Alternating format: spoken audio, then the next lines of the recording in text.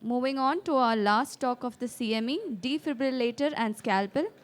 Let me invite our next distinguished speaker, Dr. Muthukumar sir, consultant anesthesiologist at Ramakrishna Hospital, Coimbatore. Sir is a seasoned expert with 20 years of experience in anesthesia, including 13 years in cardiac anesthesia. His areas of special interest are transesophageal and transthoracic echo. Sir has 10 years of teaching experience as faculty for DNB students. Sir has 2 publications in index journals. His active participation in conferences, CMEs, and workshops further highlight his expertise and commitment to advancing the field. Welcome and over to you, sir. Thank you. Thank you for the great introduction. I think everybody are hungry here, and I don't want to waste much time taking your lunch off.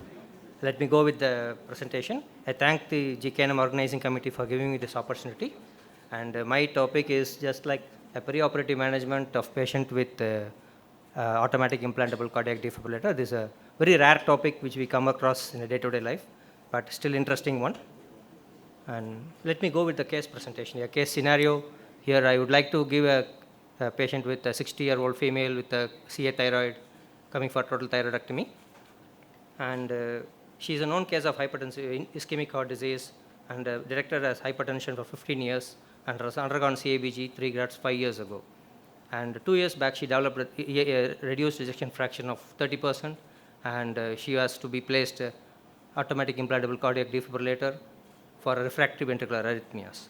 She is put on tablets like telmisartan, carvedilol, furosemide, atorvastatin, ecosprin, and her effort tolerance is less than 4 minutes. She could hardly climb a flight of stairs, but there is no history of syncope. And height and weight are 158 centimeters and 60 kilos, and the vitals are stable with normal neurological status, no pallor, no icterus or cyanosis, but she is having a bilateral pitting pedal edema, and JVP is not seen. Her airway looks adequate, and on palpating, examining the chest, we could see a scar on the left pectoral region where AACD is implanted there, and her AACD card shows this is the code that is being written, PVE DDDRO. I'll come to it later what it is. And her last device check for this AACD is done 1 month back, and her battery life for that device is 4 months. And she is not pacing dependent at present. And her investigations seems like this. Hemoglobin is normal, slightly increased creatinine of 1.3 milligrams, electrolytes are normal, no acidosis, and thyroid functions are normal. And this is the X-ray showing a pacemaker, pulse generator with a coil going into right ventricle and right atrium and right ventricle. And we can see the pulse generator there with the capacitor and the battery. And here is the pacing coils. And this is the electrode that's going to the right atrium and right ventricle with 2 shock coils on the other side, the thick ones. And her ECG was showing no pacing spikes, normal sinus rhythm, and slightly widened QRS complex, and heart rate of 80 per minute, which was irregular. And her echo showing ejection fraction of 30%, and stage 2 left ventricular diastolic dysfunction. She was having a moderate mitral regurgitation, tricuspid regurgitation, and moderately dilated LV and RV. Now, before going into the managing of anesthesia for this patient, what is the important thing that we should know about this device which is placed for this patient? This AACD comes under the category of cardiac implantable electronic devices. There are actually 3 types of cardiac implantable electronic devices. One is the pacemaker, the permanent pacemaker, which we all know. And next one is the automatic implantable cardiac defibrillator that is kept only for life-threatening arrhythmias. And the last one is the cardiac resynchronization therapy, which is kept for heart failure. And how to identify these? Usually these are identified with the help of X-rays. Usually the first X-ray which we see here is the pacemaker, where you have a pulse generator and a pacing lead that is coming through RA and RV. It's placed here in the RV. The next one you see is the pulse generator with a battery and a capacitor. This capacitor gives a high energy shocks. That is why this is a defibrillator. And this comes, here is a shocking coil or the defibrillator coil, which is on the RA, and this is the RV. And here is the sensing electrode. And this is chamber ICDs. And here you can see another one electrode that is passing through the coronary sinus into the LV. And this is the CRT, or cardiac resynchronization therapy. This can be with defibrillator or without defibrillator. So this is how we identify this gadgets. How it's classified? Usually, according to the North American and British Society, they are classified all these. These 5 things belongs to the pacemaker classification. We all know that pacemakers are classified based on the 5 categories, that is chamber paced, chamber sensed, the response, rate modulation, and multi-site pacing. And these AACDs add on to these 3 codes, that is chamber shock, anti-tachycardia pacing chamber, and tachycardia detection method. So all these AACDs are having inherent pacemaker inside. They are inherent pacemakers. So that is what we should understand. And these codes are not mostly important for anesthetic purpose, but we should know about these codes. And mostly these are all cardiologically important, and cardiac anesthetists may have good knowledge about these codes. How does it work? All these AACDs have got 2 functions. One is anti-tachycardia function, and another one is the anti-bradycardia, that is pacemaker function. Anti-tachycardia function, it works by sensing the heart rate by using the RR intervals and the QRS complexes, and it delivers shocks depending upon that. And when the heart rate is less than 180 per minute or 180 to 200, it produces a overdrive pacing. It gives, if the heart rate is 180, it paces at a rate of 190 or 200, and it abolishes the tachycardia. Thereby, there is a saving of energy by the pacemaker. If the heart rate goes beyond 250, and it calculates the QRS complex, if it is narrow QRS complex, it gives a cardioversion, and if QRS complex is widened, it gives a defibrillation. And the defibrillation that is given by these machines are only 30 joules internal. What we give outside is 300 joules or 150 joules, but these AACDs deliver 30 joules as an internal defibrillation. And this patient comes for anesthesia. What are the problems for us? Usually, this anti-tachycardia therapy is the anesthetic gadgets or the electrosurgical units what we use, they have lot of interference with these AACDs.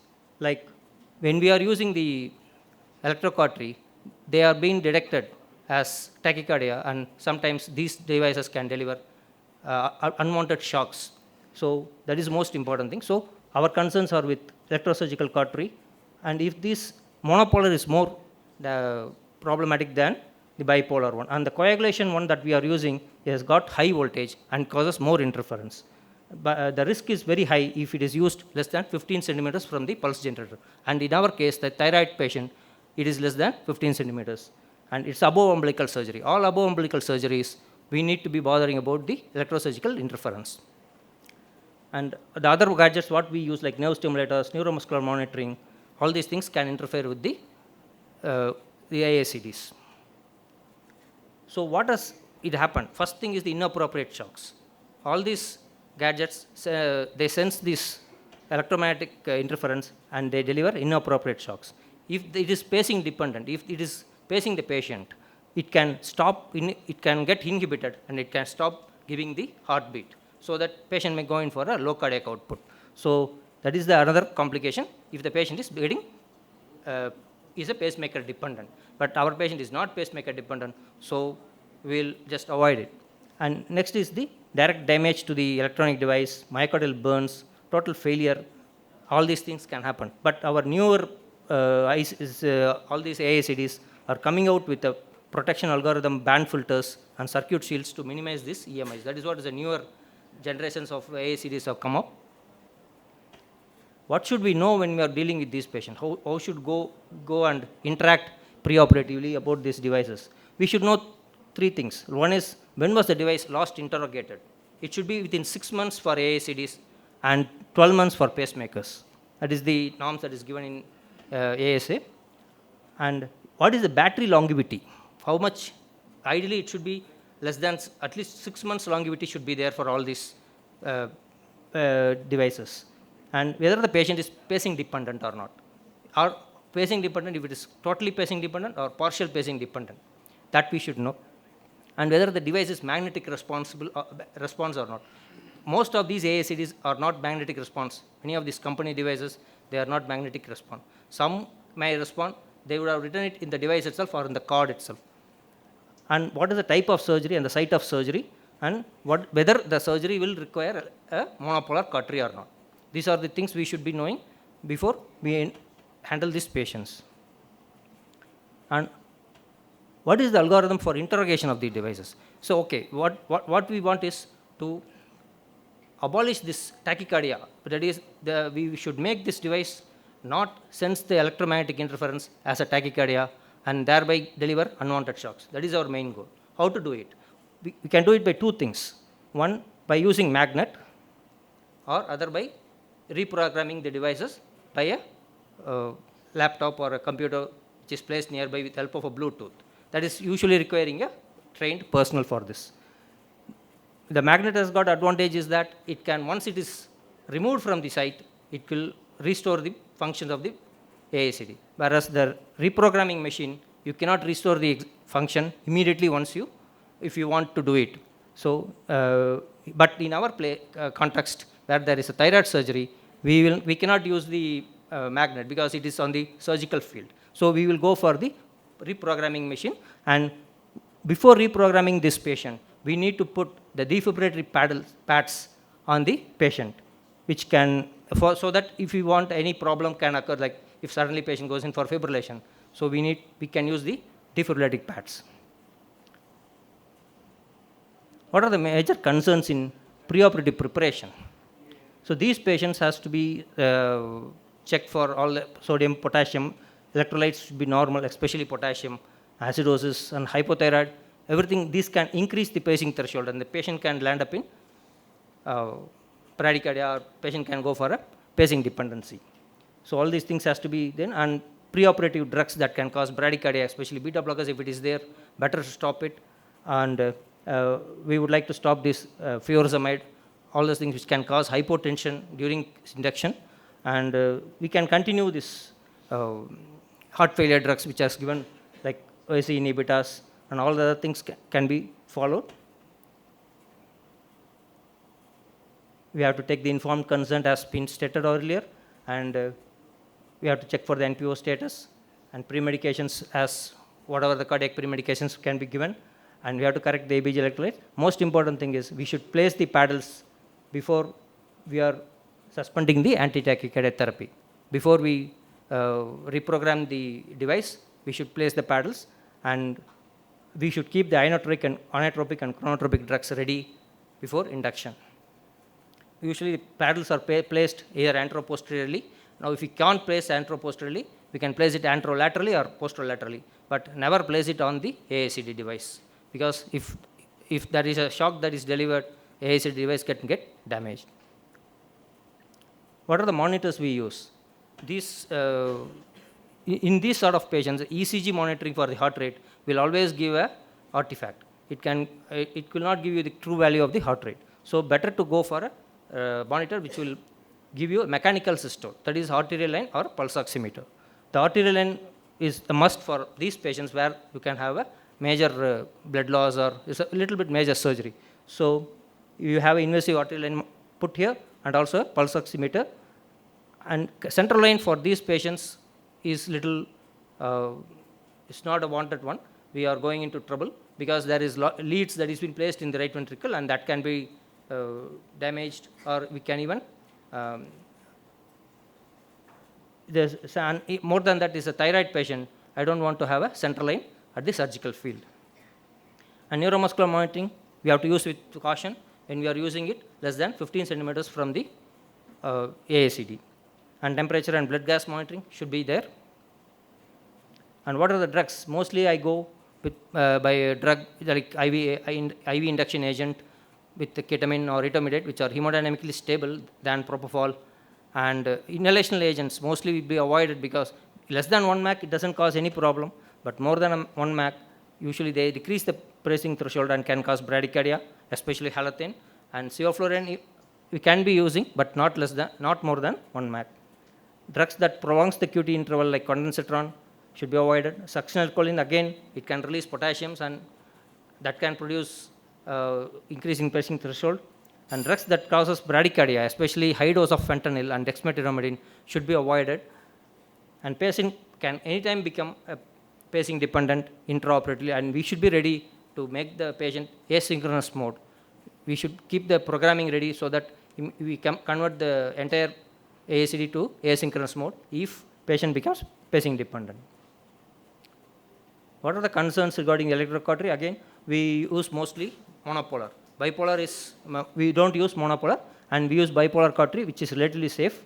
And before using cautery, we should suspend the anti-tachycardia therapy. Harmonic scalpel will be much safer, and the position of the return pads should be more than 15 centimeters from the side of the surgery. And we use cutting mode usually, which causes least discharge of EMI. And if you want to use monopolar, better to use it at a short bursts. That is what is told. And how to manage the intraoperative arrhythmias? When there is a tachyarrhythmia, again, we have to put the paddles, and the paddles has to be activated with a shock which is being given, or if the patient goes into bradycardia, we can put a transcutaneous pacing. Patient postoperatively, it is that if nothing has happened intraoperatively, the patient has not been shocked, if the hemodynamically stable, we can go for extubating the patient.